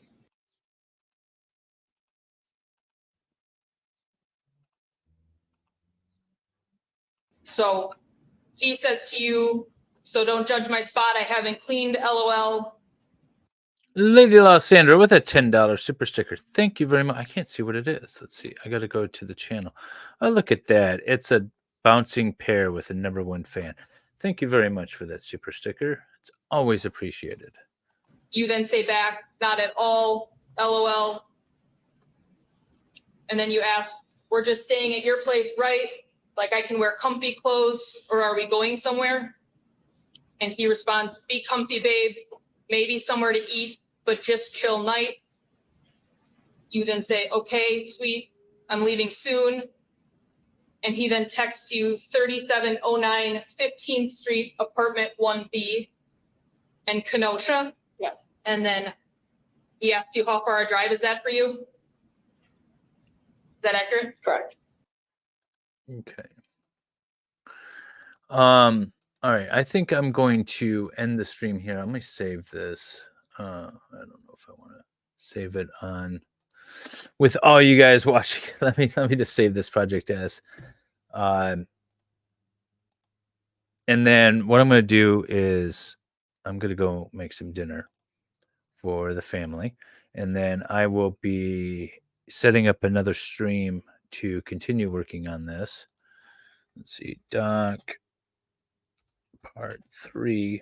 And then when I work on this, I'm going to go live. And so that way, again, it keeps everybody in check. So what we did, we watched a little bit of Sadie's testimony. We also watched a little bit from day 8 with Brown Williamson's testimony. I'm going to clip that a little bit later. But every time I work on this, I am going to be streaming it so that I keep myself in check and make sure that I keep working on this and get it done.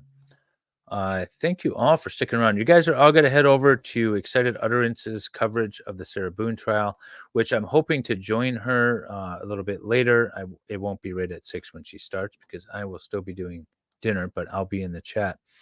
And thank you all for the super chats, for the gifted memberships, and for just sticking around and watching. I appreciate it. Again, it'll keep me in check. It'll keep this documentary moving on, which I hope to get done as soon as I can. I am about 22.6% of the way done. And now, so you guys keep me in check and we'll keep this going. Have a good one, guys. When I was young, my daddy said, gotta keep one eye